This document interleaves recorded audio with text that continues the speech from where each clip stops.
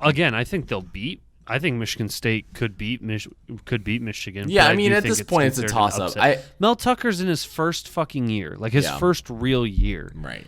It's an upset if he wins. It was an upset last year, and it's an upset again this year. He's 1 year. By the way, he's had one real year. So last time I checked, and I don't know how, this is according to ESPN's Football Power Index. So I don't know what this is based on in the algorithm that they use, and ESPN isn't great. But so last time I checked this was about 3 weeks ago. It was Michigan State had 52 to 48% odds to win. Okay, so it was close. That has increased to 54.8% Michigan State. Okay. I don't know what that means. I mean, it's fair. But like, I also think rivalry games are a lot closer just because they're rivalry games. Yeah, that's true. Like in general, I think that rivalry games in college are the closest thing you can get to the NFL in the sense that like every NFL game is close. So here's what Michigan State. You know what their win total over under number is? You can tell me. 4. You know what Michigan's? That's Michigan State's. You know what Michigan's is? What? 8. Okay. I mean, I'm not saying I would never say that Michigan State's the better team. Like, I don't think that that's true. I just think that Michigan has a chance to lose that game. And because it's a rivalry game also, I don't think that it would be considered like a big upset. Like, I'm not counting on Michigan State to win, but I still think it's a toss-up.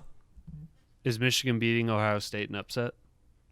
Absolutely, because Michigan has never shown that they can beat Ohio State. So rivalry game, that point is mute.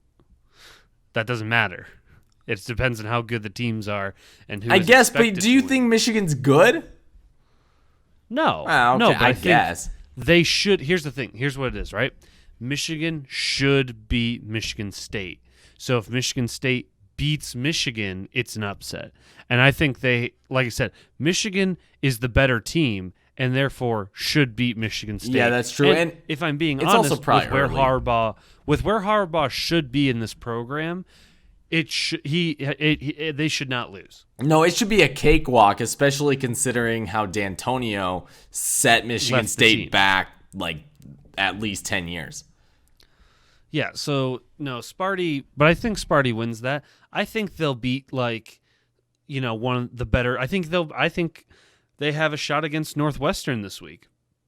Okay. They've actually moved to only being a field goal underdog versus Northwestern. Really? And I think they started. It was way because I don't think there's no way that I don't know actually.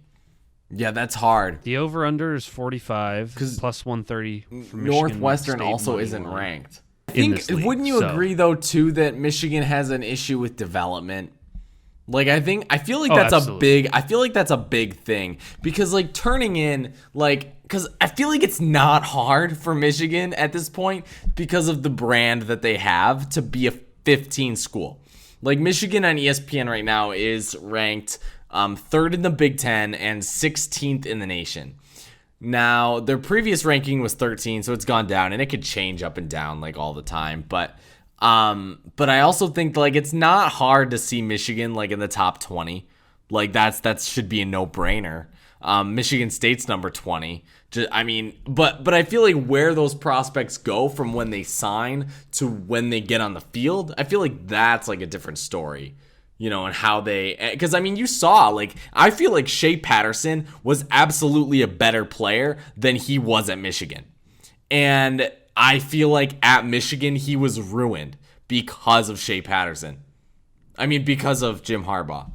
I just feel like I just don't think Shea. I did not like Shea Patterson. No, I didn't like him either. The day he came, I don't think he was any good. No. He was playing for a crooked school, and he, the only reason he was able to come and play for Michigan immediately was because he did the transfer portal, and he didn't have to wait the year because he basically got a lawyer, and the lawyer was like, well, he didn't know he was playing for a corrupt school, and he shouldn't be punished for that, and that's why he was able to play right away, which I don't believe for a fucking second that was the goddamn case.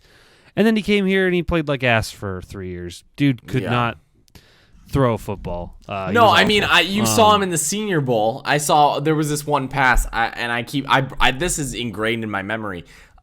He drops back to throw, and he's doing. I think the receiver was doing like a what's it called? Like a post? Post route. Like run. It was actually an over underneath. Like, one receiver runs out, and then the other receiver runs out like 10 yards deeper, and they both run across the field.